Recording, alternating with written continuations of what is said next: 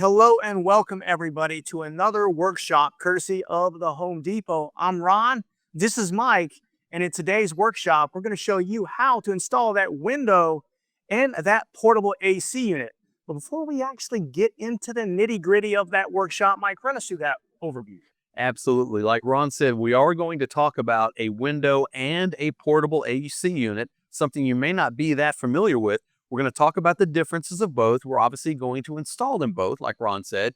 We're going to talk about choosing the best unit for your space and some of the things that you need to consider. Things like the BTU, the wattage, the square footage that the unit is appropriate for, and inverter technology versus a traditional unit. If you've never heard of that, we're going to talk a little bit about what that means.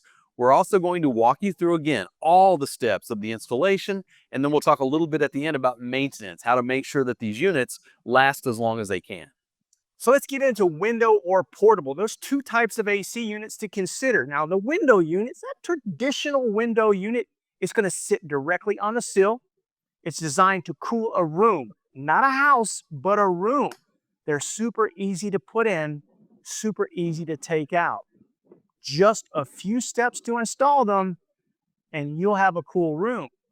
They're easier, and oh goodness, they're amazingly less expensive than an entire HVAC system. You can use them all summer. They deliver cool air, they can vent out hot air, but you have to place them near an outlet. Now, there's going to be a small presence, like a small footprint inside and outside of your home. So be aware of that whenever you're choosing them. Some of them have a better appearance than other ones, smaller, bigger, whatever that may be. Winterizing your unit is something that you can do because you don't have to remove it. Now, in the one that I've had previously, Mike, I actually removed it during the winter time, closed up, packed it away, and brought it back out in the spring. Now, Mike, there's some differences with the portable unit. You want to run us through those? Absolutely. But I did want to say real quick, think of a window unit. Like Ron said, it's not intended to cool a whole house. Its purpose is like added AC. Let's say that you have a room that's maybe over a garage and it's not well insulated and it never cools down like the rest of the house. That's a perfect situation where you might want to add a window unit. Or maybe you've got, like a room over a garage that's like a guest house or like a utility room or a workshop. Perfect place for a window unit. So again, don't think of it as something that's going to cool your house, but it's something that you can add to the system that you already have to cool those places that just don't cool enough for you. It's awesome that you mentioned that because the one place that I actually put my actual unit in was my garage. So I'm a kind of workshop in my garage, so I do a lot of carpentry and things in there, and it does get awfully hot in my garage. So I actually got the window unit, put it in my garage. So during the summer when I'm out there working, I'm working in a cooler environment. Right. Of course, I'm removing it in the Well, wintertime. and as you know, not everybody in your family enjoys the same temperature all the time. Some people are just naturally more hot in their room. Maybe you want to supplement the system of the house that's perfect for everybody else, but gives them the cooler air that they desire. But like Ron said, there is a difference in a portable unit. Now, some of you may not be that familiar. There's one here behind me. These are meant to not sit in the window. They're designed to sit on the floor. What makes them really unique is they are portable. They're not installed, semi-permanently like a window unit is. There is some installation involved, but it's minimal, and they're designed to be portable so you can move them around the house. Let's say you have more than one person who doesn't like the temperature of the house, and maybe you don't want to install a window unit, or maybe you live in a home where there's maybe an HOA restriction on putting in a window unit. You can put one of these because it's inside the house. You don't really see it from the outside. The setup is much less involved. We'll walk you through that in a few minutes. A lot less involved than the window unit. But again, just like the window unit, you want to make sure that you put it near a window that has an outlet near it because you've got to plug these things in. It's the same with the window unit.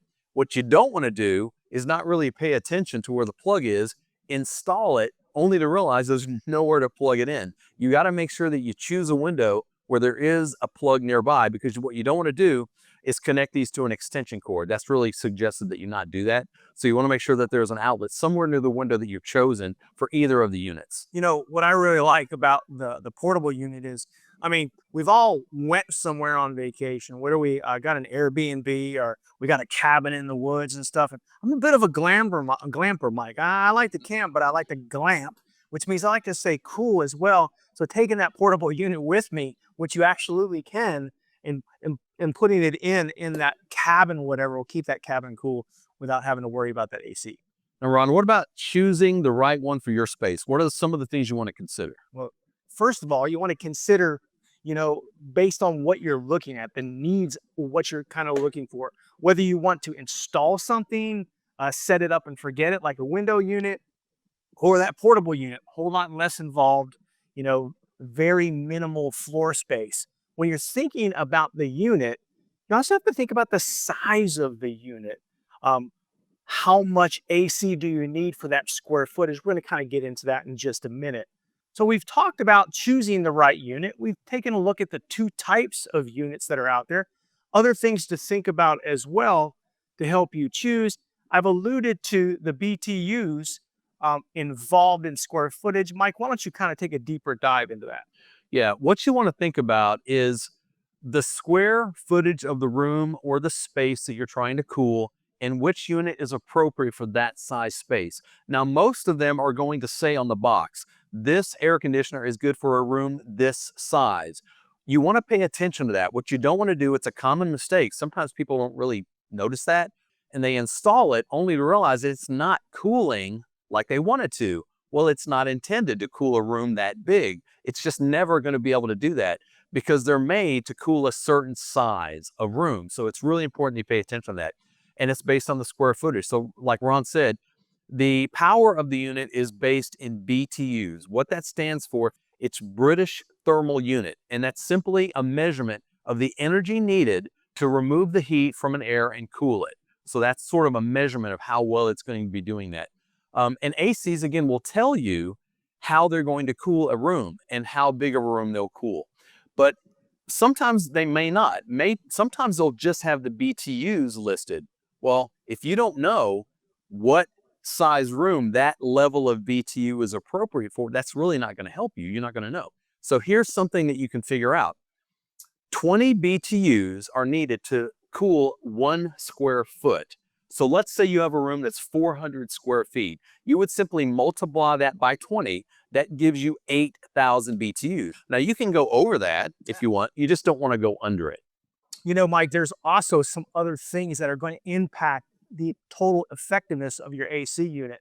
When we think of those factors, ladies and gentlemen, let's just think about the insulation of the room. Mike alluded to that before. You might have that room that has no insulation.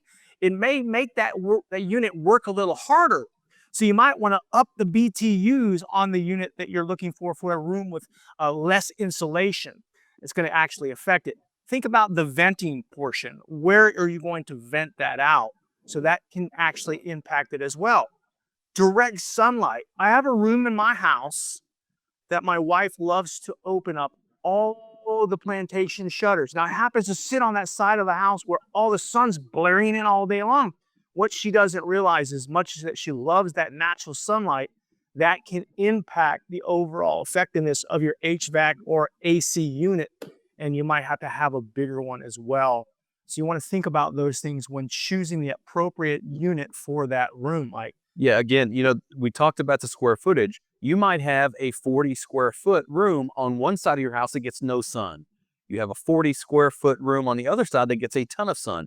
The same AC unit is not going to cool those rooms the same. So like Ron said, a big consideration is the size of the room, but you also need to think about those other factors. That's a case where you might want to bump up the BTUs. If it's a room that you think this unit may struggle a little bit because it's barely enough to cool this size, but the heat factor is something I've really got to compensate for. So what about power, Mike? Right. So appliances in general, especially things like AC and HVACs, things that draw a lot of power, they require more power than just standard appliances might. Most window and portable ACs are either 115 or 125 volts, 15 to 20 amps. Those should work on most standard outlets. However, if you have a lot of things plugged into the same circuit in that room, things like lamps or computer equipment or TV, stereos, whatever it happens to be, there's a possibility you're going to be pulling too much energy. It's going to affect the AC. Right. So what's going to end up happening is you're going to start noticing that the circuit breaker going off and clicking off and turning everything off because it's protecting that line. If you start to notice that that's happening, you're having to reset the breaker all the time, you might want to consider relocating that AC unit to a different line, or limit the number of things that you're using while you're running that AC unit. Now, larger AC units, we talked about standard ones. The larger units, they can be as high as 15,000 BTUs. That's a lot of power that's going to be needed. They're going to require a 220 volt outlet. So that may require a dedicated plug and breaker for just that AC. If that's the case, if you're running into a lot of tripping of your breakers and you run out of options for how to move and how to adjust, you might want to consult an electrician before you install an extra large AC unit. For sure. So there's also something out on the market called inverter technology. ACs with inverter technology adjust the temperature to the desired temperature of the room. Just like a central AC or HVAC system, it runs until it reaches that temperature. It's got its own internal thermostat, if you will, and it will turn it off and turn it on based on what the temperature has been set for that room. And that's different than just a regular traditional AC. You turn it on, it's going to stay on until you turn it off. Right. So it's less efficient than the unit with the inverter because that's going to turn itself on and off as needed. But let's say you turn the AC on, you go outside and mow the yard and get distracted, you're talking to your neighbors, you forget it's on all afternoon. Maybe you didn't need it all afternoon, you're not even in the house. So those units are less efficient, or can be less efficient, because you have to literally turn them off, but they don't go off until you turn them off. And something else that's really, really cool is you can actually get AC units that do both. They cool and they heat as well. So if you are in an area where you don't want to remove it, it doesn't require you to winterize it, and you need some extra boost in the wintertime for heat, we got you covered with that as well. Well, think about it. We talked about the fact that these units really help in a room that tend to stay a little bit hotter than the rest of the house. Well, obviously, if that's the case, they're also going to be colder than the rest of the house in the winter. So that's a perfect solution. If you've got that extra room, or maybe you've added on a room and it just doesn't stay the same temperature as the rest of the house, this kind of inverter technology with heat and cool is a perfect solution to consider. And there's an awesome amount of other amazing features that I'd like to go ahead and share with you. I don't like to kind of get up and go across the room and turn it off. Those are the days of my dad making me the remote controller over with, right? When you're chilling on the couch, you don't That's necessarily want to get up. You got the opportunity to have most AC units today are going to come with a remote control. Some AC units are even come Wi-Fi enabled, where you can control it off an app off your phone. Smart units, they're called, with smart devices. They also have noise levels, or what we call zone levels. You can get ones that are quieter, or reduce the amount of noise coming from the unit. We have some called a U-shaped unit that allows you to use the window to block the noise from the actual condenser or the motor from outside, because that's the majority of the noise coming from the motor that's on the outside of your home. But a traditional unit doesn't allow that window to come down on the unit. This one is kind of shaped like a U in the middle, allows the window to come down in between it. Super cool. Also, no pun intended with the super cool thing, but there's energy savings, there's Energy Star ratings. You can click on the energy guide. It's going to be on every box, on every unit that we actually carry at the Home Depot. You can also get ones that are even built in dehumidifiers if you have a higher humidity area. You can get lots of cool things with AC units. Now, Ron had mentioned the U-shape, talking about the design of ACs. The traditional window unit, like you said, sits on the windowsill and the window comes down, helps hold it in place, but only meets it at the top of the unit. So the window is fairly open, based on the size of the AC unit. But there is this kind of technology called a U-shaped design. And Ron mentioned it, but it's not a square. It's not a total square like a normal AC unit. It does have sort of a split in the middle. So the window doesn't stop at the top of the unit. It actually goes down into the body of the unit. Not all the way, but there's a U shape in the middle. If you're looking at the unit from the side, there's this channel in the middle that allows the window to come down. It makes it a little bit more secure. The window is closed more, so it's a little bit more efficient. It does cut down on the noise. Here's the other advantage though. In a normal AC unit, the window is attached where it meets the AC. It can't move. On these units, the window can open a bit. So if there's like a nice spring day where you don't need the AC as much, but you want to open the window a little bit, you can do that because it's not locked in at the top. That's just an amazing feature of that unit. Yeah, but a 50% on average, 50% reduction in the noise, because the noise is generated in the motor, which is generally outside the window. The more closed that window, the more you're going to cut off that sound a little bit. So it helps. 50% is huge. Yeah, it's huge. So let's go ahead and kind of just get into the install process of a standard window AC unit first.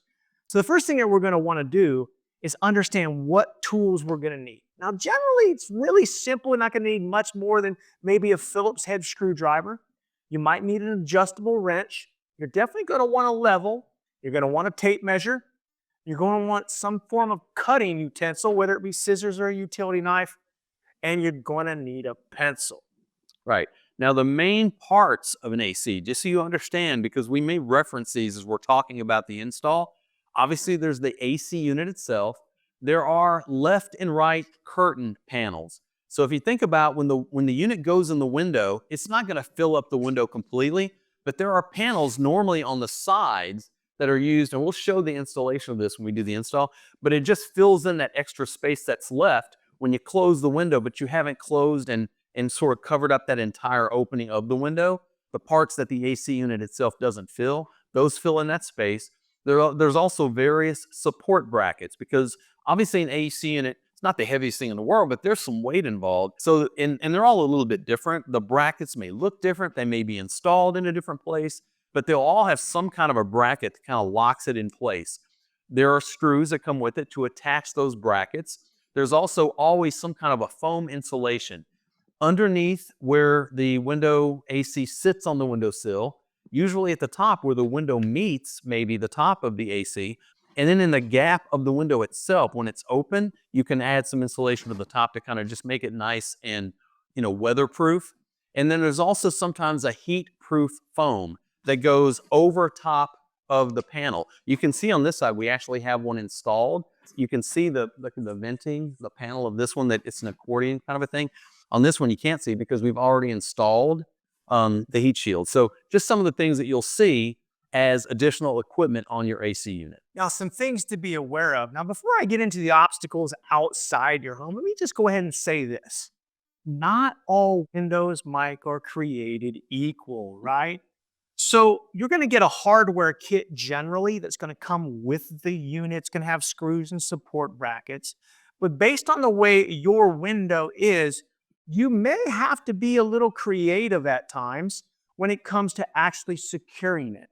So be aware that you might need to get maybe a longer type of a screw of something like that, or maybe a larger type of a bracket. So just be aware of those things as well.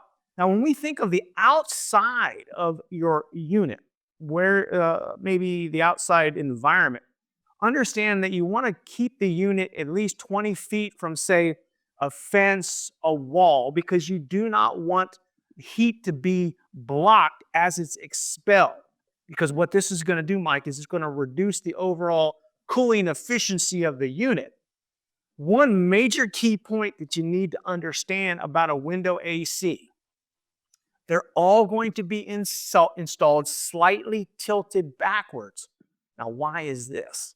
Well, because as the unit's running, and it's making cool air inside and expelling hot air, it's also going to have some condensation, some water that's going to flow outside of the unit, and you want the unit tilted slightly so that the water flows out and away from the unit.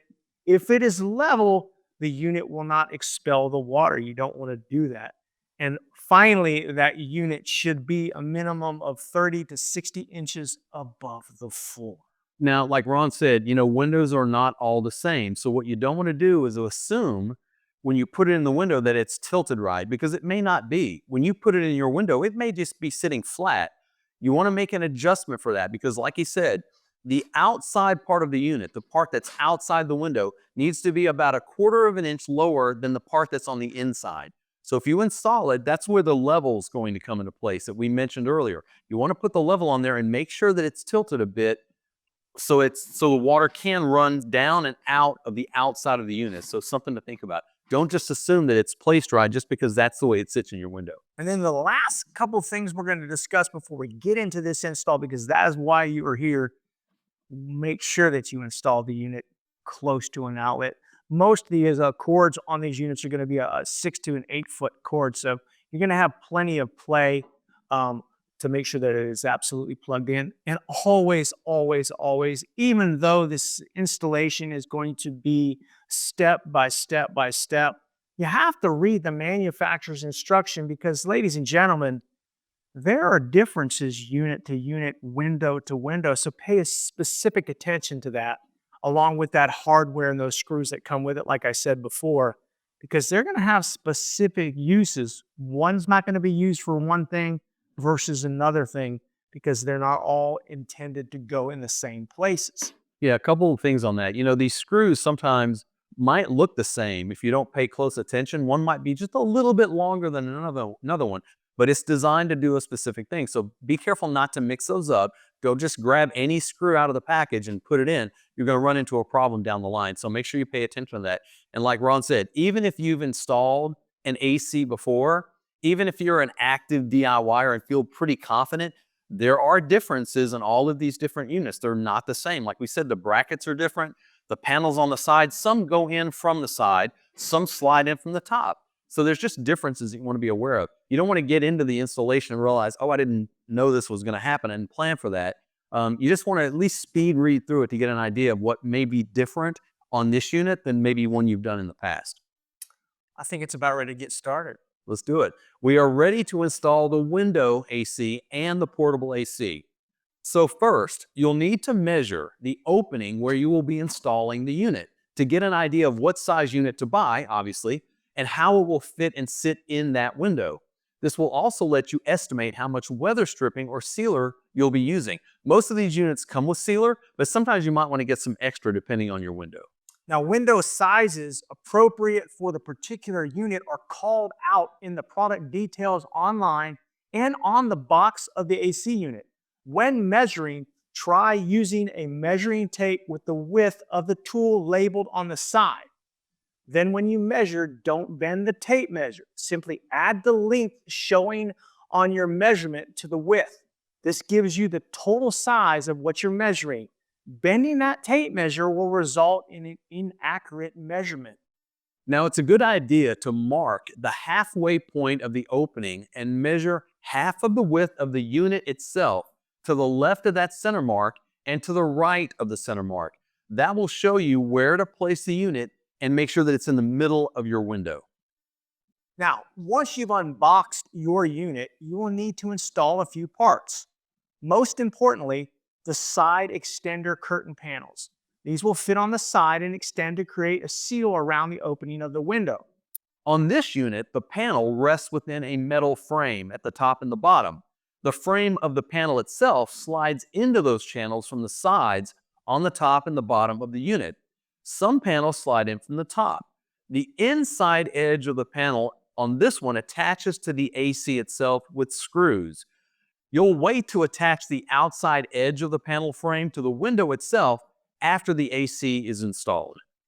Next, you'll cut the window sash seals to fit.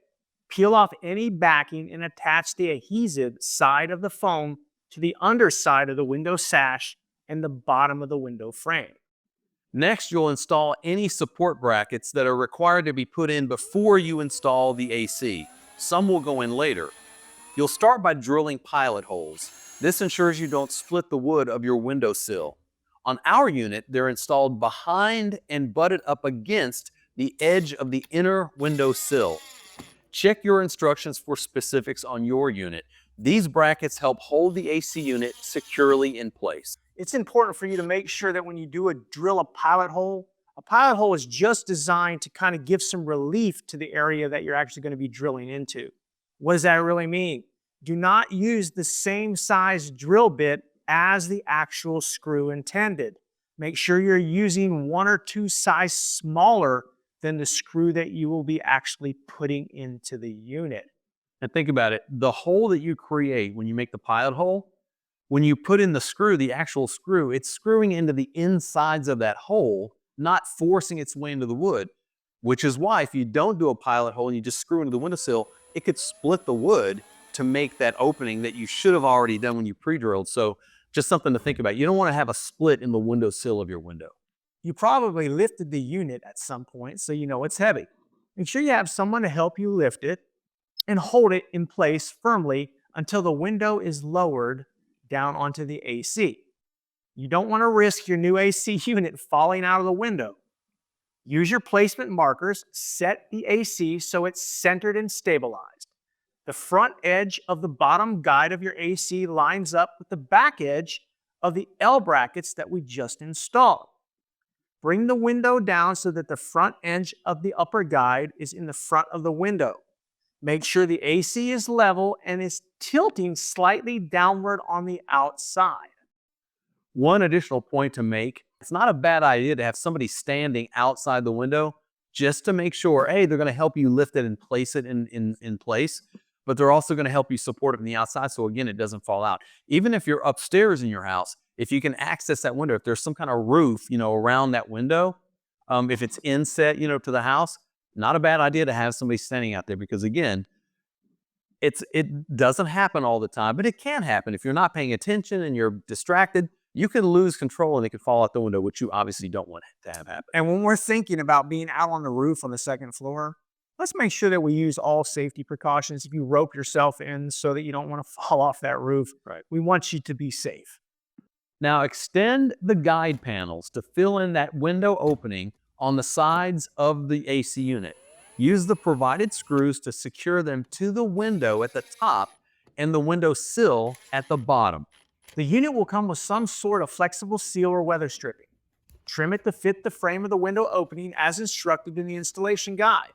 This step is important because you are sealing out the hot air created and being vented from your unit, as well as the outside air. The better the seal, the cooler your room will be and the less work your AC unit will have to do. Follow the directions from your unit for specifics on how to further secure it. This will probably involve screwing the provided brackets into your window and may require you to pre-drill, again, like we mentioned. Now, there may be additional support brackets to install. Our unit requires one at the top of the window to prevent broken glass or damage to the window itself. One quick note about those security brackets that we've been talking about, especially the ones at the top and the bottom. Not only does it provide a little bit more security for the AC unit itself, it also provides security in general because it prevents the window from opening. Now that the unit is in place and the curtain panel frames are attached to the window, you want to measure each curtain panel and cut the heat-proof foam to fit over each panel. Now, the size of the panels may differ slightly depending on how well you centered the unit. One thing on that real quick, like on our unit, the panels that we got were really, really wide because it could be in a really wide window. You might need to extend those panels all the way. But as you can see on this unit, when it's installed, we didn't have to extend this very far. So we measured the size that we're actually having exposed once the AC is installed. And that's what you can see on this side. That's the size we cut that heat shield to kind of go on there. That can vary though, based on your window. So this actual panel comes much larger than what you see there, but you'll have to cut it if your unit comes with those to make sure that it fits whatever size that panel ends up being after you've installed your AC. And then of course, the very last thing that you're going to do with this unit, you're going to plug it in and you are going to turn it on to make sure it's cooling properly. Yep. Now we're going to quickly move on to the portable unit. Like we said earlier, the installation is a lot less complicated. There's not as many steps, but there are some things that you have to do to make sure that it works properly. So they're super easy to install, like I said before, just like that window unit. They need to vent hot air. This is a crucial step. You have to ensure that they're venting outside. You do not want to not vent them because then you're going to find out that they're just pumping hot air straight back into the room, right? So they're going to require some kind of adjustable window fitting like the one that we're going to be using. Don't assume that your unit will include this one. We had to purchase one separate. Real quick, I do want to say that that is so very important because as a company, we do get a lot of portable AC units returned to us because the customer just plugs it in and turns it on. And guess what? The room never gets cold. The unit is trying to cool, but anytime you have an AC unit, whether it's a unit in the window or a portable unit, it's also creating hot air that's being expelled or should be expelled from your house. If you don't vent that hot air out of the room, the hot air is in the same room as the cool air. So the unit's working, it's cooling, it's trying to cool, but it's also creating this hot air. So you're never going to get the room cool. First, complete the exhaust hose assembly. These steps will be varied based on the unit you purchased. You will usually see an exhaust hose and two connection pieces, one that connects the hose to the AC unit and one that connects the hose to the other end and sits in the window and provides the exit for the hot air being expelled. Now, the exhaust hose included with your unit will be designed in accordance with the specifications for that unit. You want to keep the hose as short as possible to prevent the buildup of hot air in your exhaust hose. Now, the final step is to connect the exhaust coupling with the seal plates that will adjust to fit the opening of your window. Hook up the vent hose to the fitting in the portable AC. Then you're good to go. Now, you may want to use weather stripping or some type of a sealer to create that perfect seal. You may also want to add brackets like we did on the window AC unit itself to secure that window in place so the window cannot open and close. Finally, sometimes the exhaust kit comes with that portable AC unit, and sometimes it must be purchased separately. Make sure you check the specifications of the model you're purchasing, and that's pretty much all there is to it. Now, one last note on the portable units. These units, like Ron said, just like with the AC unit, they do create condensation. Most of them will have sort of an internal bucket, and that will normally hold the excess water. Once it's full, most of these units will have an indicator light or some kind of a sound that will tell you that's full of water, it's got to be emptied. So just look for that, listen for that, make sure that you read the instructions to see what your unit has, because that condensation will build up and you've got to empty that on a somewhat regular basis. So something to be aware of. On this unit, there is a nut in the bottom that must be unscrewed to reveal a water plug that you pull out to drain. So there's not a pan necessarily that comes out that has to be drained. The actual unit just drains itself. So again, there's differences with these units. Just make sure that you read and understand. You got to do it, but there's differences in how you do it. And then finally, AC units have filters that must be cleaned and replaced as needed.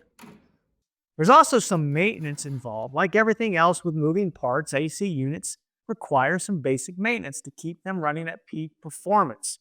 Spoke earlier about that air filter. Air filters are for intake. They keep dust and particles from clogging the motor and the fan. They don't need to be cleaned often, but they should be checked at least once a month to get an idea of how often it's needed. So just like with the HVAC system in your house, as you know, there are filters that go in there, and those have to be changed on a regular basis. If you have one that's not cleanable, you have to take it out and replace it. But sometimes HVAC units have ones that can be cleaned and replaced once they're dry.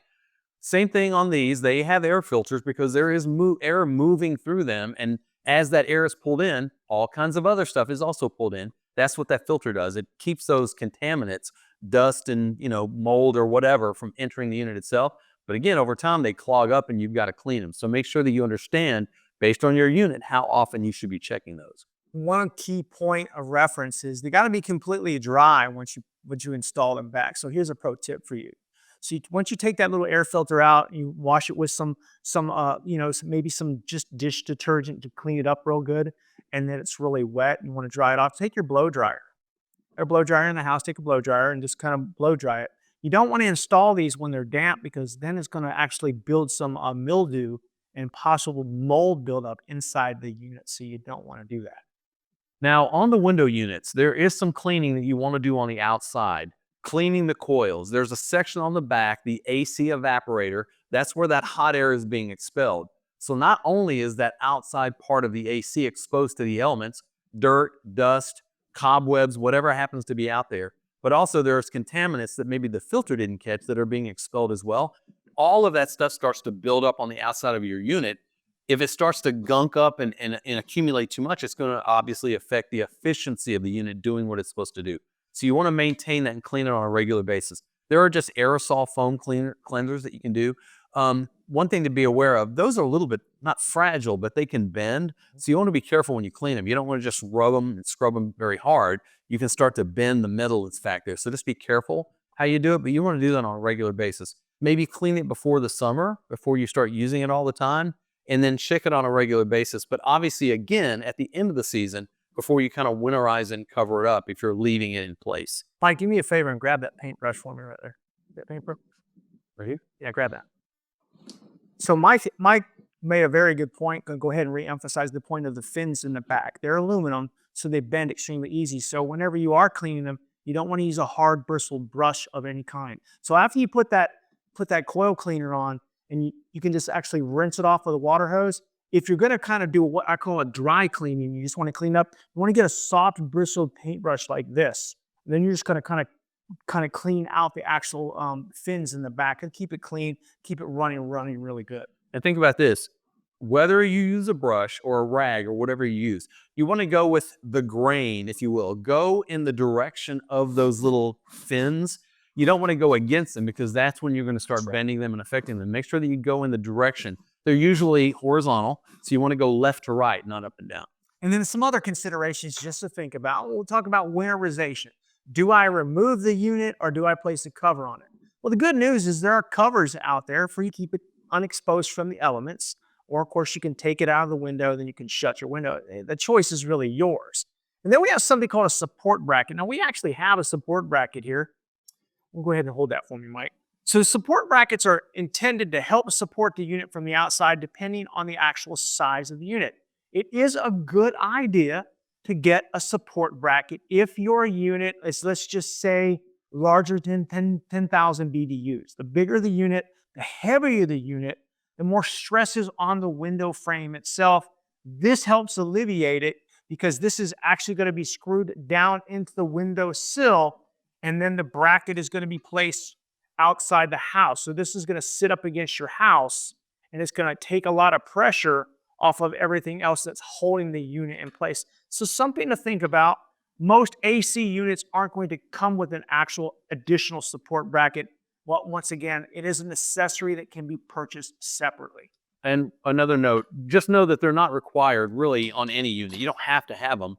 But like Ron said, the heavier and bigger the unit, for just the peace of mind, you might want to add some support underneath it. And again, this goes underneath the unit as it sticks out of the house. It goes underneath to support the weight. And they come in different configurations. It could be one or two. It could be a series of things that you put under there. But it's just something to consider if you're worried about the weight of that unit and want to provide a little bit more stability. And as far as winterization, you don't ever have to take the AC unit out of the window. And depending on your window and how much you struggled, some might be harder to install than others. You may not ever want to take it out, and that's totally fine. But if you live maybe in the Northeast or somewhere where the winters are pretty harsh, there's going to be any kind of little minimal opening that's around that unit. It's going to be a chance for cold air to come into your house. You can deal with that. You can add some insulation, some plastic wrapping. You can cover up the unit itself. But just know, you can take it out if you want. Most people probably aren't going to want to, but you can deal with whatever issues you have with the cold weather on the outside so you don't have to take it out. Last but not least, how about some security tips? Last thing you want to do is put this awesome unit in, and then it's a security problem for your home. Maybe add a sliding window lock. You can get those. You can get a window sensor alarm that can actually stick right to the window, letting you know if anybody's messing around. There's tons of different types of cameras. You can put a camera on the outside of your home, actually pointed right down at the window unit. That is a good thing to consider. Different braces or secure braces that can actually screw straight into the window frame so that window cannot be open and that unit cannot be taken out. And think about the placement in the room. If you've got options as far as how many windows you have and how many outlets you have in a room, maybe one of the windows is on ground level, but another window maybe is a story or two up because of the way your house sits on a hill, perhaps. you might want to choose the window that's further off the ground so it's just harder to get to. That's right. Something else to think about. So we covered a lot of stuff today, ladies and gentlemen. We talked about the window AC unit. We talked about a portable unit. We talked about the basic information, how to choose, install, the size recommended, maintaining. Now you're ready to go out and choose and install that new AC unit. But there's only one thing left for us to do, Mike. What is that? Well, first of all, we hope that you found this workshop beneficial. Just like all our workshops, we do these to help you, the homeowner, be the best homeowner you can be and do a lot of projects yourself. So we hope you got a lot out of this and you're ready to at least consider putting in an AC unit if that's what you need. But be sure to register for other workshops. We have tons of different topics to consider. So check homedepot.com and just look for the list of workshops that we have available. But on behalf of myself, Ron, and all of the other trainers here at Home Depot, we want to thank you for joining us today. Good luck with your AC project. And of course, thank you for shopping at the Home Depot.